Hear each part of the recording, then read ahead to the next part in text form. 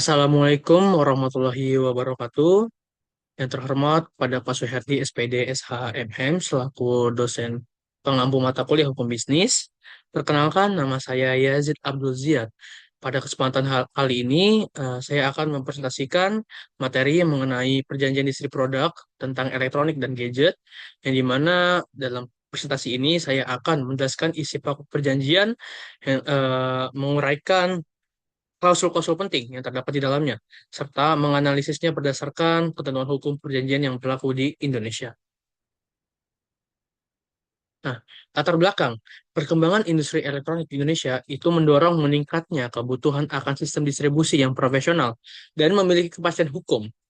Oleh karena itu, disusunlah perjanjian ini distribusi antara PT Digital Indonesia sebagai prinsipal dan PT Galaxy Elektronik Jaya sebagai distributor untuk mengatur hak, kewajiban, serta mekanisme kerjasama kedua belah pihak.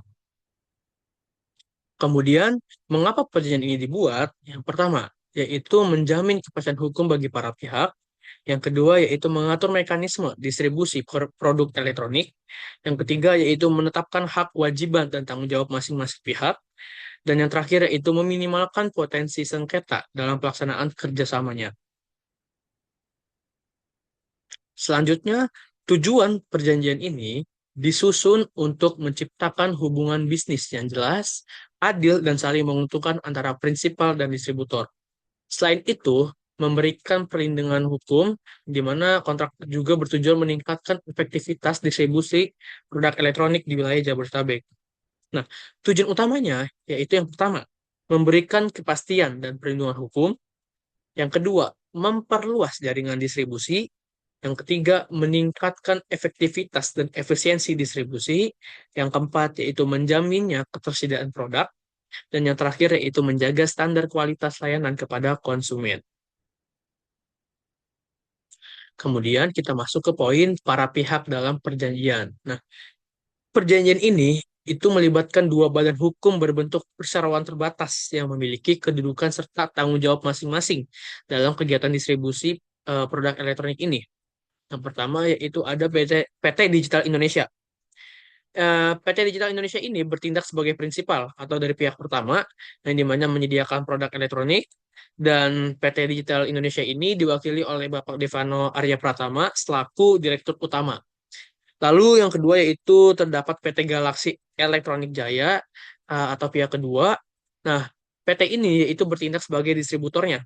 Yang kedua yaitu mendistribusikan produk di sekitar Jabodetabek. Lalu ya PT ini diwakili oleh Ibu Clarissa Wulandari yang dimana selaku Direktur Operasional. Selanjutnya dari PP ini berisi pasal 3 yaitu objek perjanjian. Nah, pasal 3 ini mengatur jenis produk yang menjadi objek kerjasama distribusi. Seluruh produk yang dipasarkan wajib memenuhi standar kualitas dan hanya boleh dijual dalam kondisi asli serta legal. Nah, kategori produk yang disiapkan, yang pertama yaitu ada smartphone dan tablet, yang kedua yaitu ada laptop dan PC, yang ketiga itu ada smartwatch dan wearable, yang keempat ada smart home, dan yang kelima itu ada aksesoris elektronik. Nah, ketentuan penting, produk ini itu harus original. Lalu yang kedua, baru dan tersegel. Yang terakhir itu dilarang menjual produk ilegal maupun rekondisi. Nah, kemudian kurang lebih seperti ini isi dari pasal 3 yaitu objek perjanjian, yang dimana yang pertama itu objek dalam perjanjian ini adalah produk-produk elektronik dan gadget yang dipasarkan oleh pihak pertama yang meliputi smartphone dan tablet sebagai merek dan tipe termasuk aksesorisnya, lalu ada laptop, notebook dan personal komputer atau bisa disebut PC beserta peripheral. Yang selanjutnya itu ada smartwatch, TWS Airbuds dan perangkat wearable lainnya. Lalu ada perangkat smart home, yaitu smart speaker, IP camera, smart plug, dan sejenisnya. Lalu terdapat aksesoris dan pelengkap elektronik seperti power bank, charger, kabel, casing, dan sejenisnya. Nah, poin kedua yaitu daftar lengkap produk beserta spesifikasi teknis, kode produk SKU, dan harga distributor tercantum dalam lampiran kedua yang terdapat di laporan. Lalu perjanjian ini memang yang merupakan bagian tidak terpisahkan dari perjanjian ini. Lalu yang ketiga yaitu pihak pertama berhak menambahkan produk baru, menghentikan produk tertentu, atau mengubah spesifikasi produk dengan pemberitahuan tertulis kepada pihak kedua, paling lambat 30 hari sebelumnya. Lalu yang terakhir yaitu pihak kedua wajib menjual produk hanya dalam kondisi asli atau original, baru dan tersegel pabrik, serta dilarang keras menjual produk ilegal, bajakan, maupun rekondisi. Lalu pasal keempat yaitu wilayah distribusi, yang dimana perjanjian ini memberikan hak distribusi secara eksklusif kepada distributor untuk wilayah Jabodetabek. Lalu pembatasan wilayah ini bertujuan menciptakan ketertiban distribusi dan menghindari konflik antar distributor. Nah, distributor di luar wilayah itu harus memperoleh izin tertulis, lalu pelanggaran dapat dikategorikan sebagai one prestasi. Jadi, kedua hal ini perlu diingat sekali gitu. Dan distribusi ini mencakupi 5 wilayah. Yang pertama yaitu DKI Jakarta, yang kedua Tangerang, yang ketiga Bekasi, yang keempat itu Depok, dan yang terakhir yaitu Bogor. Jadi kurang lebih seperti ini isi dari pasal 4 atau wilayah distribusi. Pihak pertama menunjuk pihak kedua sebagai subdistributor resmi dengan wilayah distribusi meliputi yang seperti saya bilang DKI Jakarta, Kota Tangerang dan Tangerang Selatan, Kabupaten Tangerang, Kota Bekasi dan Kabupaten Bekasi, lalu Kota Depok, Kota Bogor dan Kabupaten Bogor. Lalu pihak kedua ini dilarang mendistribusikan produk di luar wilayah yang telah ditetapkan, sebagaimana dimaksud pada ayat pertama di atas tanpa persetujuan tertulis dari pihak pertama. Lalu, pelanggaran terhadap ketentuan wilayah distribusi sebagaimana dimaksud pada ayat kedua dianggap sebagai one prestasi yang dapat mengakibatkan pengakhiran perjanjian ini secara sepihak oleh pihak pertama. Lalu, yang keempat atau yang terakhir yaitu pihak pertama dapat menyetujui perluasan wilayah distribusi berdasarkan evaluasi kinerja pihak kedua dan kesepakatan tertulis dari para pihak. Kemudian kita masuk ke pasal 5 yang berisi hak dan kewajiban para pihak. Nah, pasal ini tuh merupakan inti dari perjanjian karena mengatur keseimbangan hak dan kewajiban antara prinsipal dan distributor agar kerjasama ini dapat berjalan secara profesional. Dari kedua PT ini masing-masing memiliki kewajiban dan hak. Kalau kita lihat dari PT Digital Indonesia, kewajibannya yaitu wajib menyediakan stok, yaitu lalu memberikan pelatihan, dan yang terakhir itu menjamin sertifikasi SDPPI. Nah, lalu haknya yaitu menerima pembayaran, menetapkan MSRP, dan yang terakhir yaitu melakukan audit. Nah, kalau kita lihat dari sisi PT Galaxy Elektronik Jaya, kewajibannya yang pertama distribusi sesuai wilayah, lalu yang kedua menjaga kualitas penyimpanan, dan yang ketiga yaitu menyampaikan laporan penjualan. Jadi memang dalam menyampaikan laporan penjualan ini harus transparan dan tidak ada kebohongan agar hal-hal ini tuh tidak terjadi hal-hal yang tidak diinginkan gitu dari kedua pihak. Lalu hak dari PT Galaxy Elektronik Jaya yang pertama yaitu mendapatkan harga distributor dan yang kedua yaitu mendapatkan dukungan promosi. Lanjut. Nah, berikut adalah isi dari pasal 5 yang dimana hak dan kewajiban para pihak ya. Yang A yaitu hak pihak pertama, lalu yang B itu kewajiban pihak pertama, lalu yang C yaitu ada hak pihak kedua, dan D itu isi dari kewajiban pihak kedua. Kurang lebih seperti ini isi yang saya buat ya. Selanjutnya kita masuk ke pasal 6, di mana berisi dari nilai transaksi dan pembayaran. Peraturan pembayaran dalam naskah perjanjian ini mengatur mekanisme transaksi agar seluruh pembayaran memiliki kepastian waktu dan mengurangi potensi perselisihan di kemudian harinya. Tuh. Nah, ketentuannya dan beserta isinya dari MOQ itu berisi 100 juta, lalu minimum bulanannya yaitu 300 juta, lalu sistem pembayaran yang dilakukan yaitu net 45 hari, dan denda yang diberikan yaitu 0,1% per harinya. Dan berikut adalah isi dari pasal 6, yaitu nilai transaksi dan tata cara pembayaran. Yang pertama, harga produk yang berlaku dalam perjanjian ini adalah harga distributor yang tertuang dalam daftar harga resmi pihak pertama yang diperbarui setiap kuartalnya. Lalu yang kedua yaitu minimum order quantity atau MOQ per pesanan adalah senilai 100 juta. dengan minimum pembelian bulanan senilai 300 juta. Lalu yang poin ketiga yaitu tata cara pemesanan dan pembayaran adalah sebagai berikut.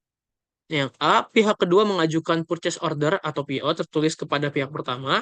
Lalu yang B, yaitu pihak pertama wajib mengkonfirmasi atau menolak PO dalam waktu 2 kali 24 jam kerja. Lalu yang C, itu pembayaran dilakukan dengan sistem net 45 sejak tanggal faktur atau invoice diterbitkan. Kemudian pembayaran dilakukan melalui transfer bank ke rekening pihak pertama, yang dimana banknya itu Bank Mandiri, lalu nomor rekening juga sudah tertera dan mengatasnamakan PT Digital Indonesia. Lalu poin ke E, bukti transfer wajib dikirimkan kepada pihak pertama pada hari yang sama melalui email atau aplikasi pesan resmi yang disepakatinya. Nah, lalu kita lanjut lagi ke nomor 4, yang dimana berisi keterlambatan pembayaran akan dikenakan denda sebesar 0,1% per harinya dari total nilai tagihan yang belum terbayar.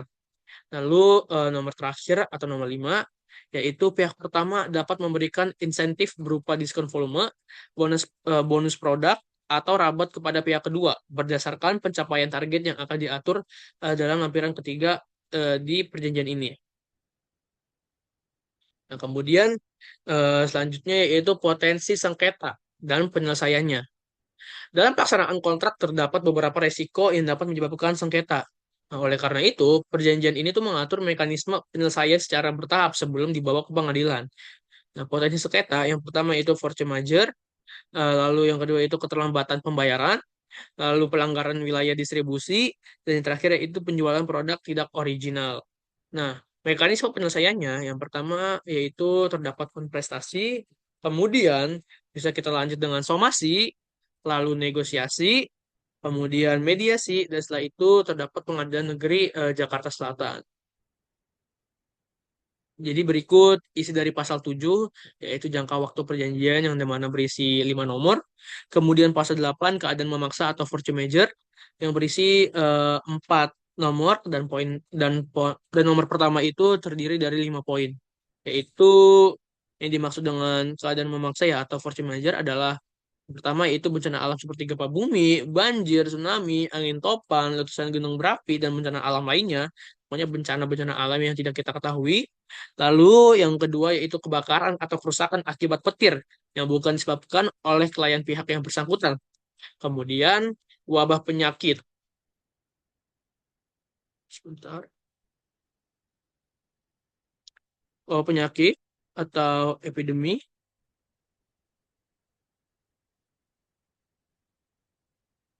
Mohon maaf, Pak.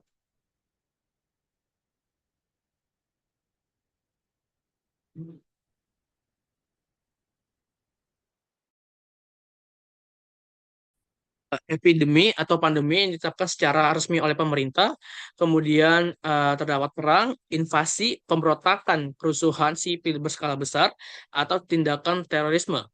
Selanjutnya yaitu kebijakan regulasi atau peraturan pemerintah yang secara langsung menghalangi pelaksanaan perjanjian ini termasuk embargo dan sanksi dagang internasional.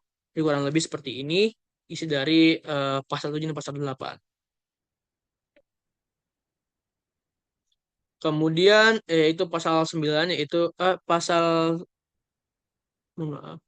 Nah, pasal 9 yaitu yang berisi wan prestasi dan sanksi yang terdiri dari 3 nomor yang dimana masing-masing nomornya itu terdapat poin-poinnya. Lalu yaitu terdapat pasal 10 yang dimana berisi penyelesaian sengketa di mana terdapat 5 nomor. Kemudian lanjut terdapat pasal 11 yang berisi kerahasiaan, lalu pasal ke-12 yang berisi ketentuan penutup. Nah, dari perjanjian ini dibuat dalam rangka dua bermatra ya, yang cukup dan masing-masing ini mempunyai kekuatan hukum yang sama. Satu pada pihak pertama dan satu pada pihak kedua. Nah, pihak pertama itu PT Digital Indonesia dan pihak kedua ini PT Galaxy Elektronik Jaya. Selanjutnya, analisis hukum. Dari hasil analisisnya, berdasarkan analisis terhadap seluruh klausul, perjanjian ini telah memenuhi ketentuan hukum bisnis Indonesia serta menerapkan prinsip-prinsip dasar hukum perjanjian. Yang pertama yaitu memenuhi pasal 1320, 1320 KUH Perdata. Lalu yang kedua itu menerapkan asas kebebasan berkontrak. Lalu yang ketiga mengedepankan itikat baik. Yang keempat yaitu hak dan kewajiban para pihak seimbang. Kemudian memberikan perlindungan hukum yang memadai. Selanjutnya yang terakhir yaitu kesimpulan. Perjanjian distribusi produk elektronik dan gadget telah disusun secara komprehensif dengan memuat klausul-klausul penting yang diperlukan dalam suatu kontrak bisnis. Selain memenuhi syarat sah perjanjian menurut KUH Perdata, kontrak ini juga memberikan kepastian hukum, keseimbangan hak dan kewajiban, serta mekanisme penyelesaian sengketa yang jelas sehingga dapat mendukung hubungan bisnis yang profesional dan berkelanjutan. Baik, mungkin cukup sekian Bapak. Terima kasih dan mohon maaf apabila ada salah kata. Wassalamualaikum warahmatullahi wabarakatuh.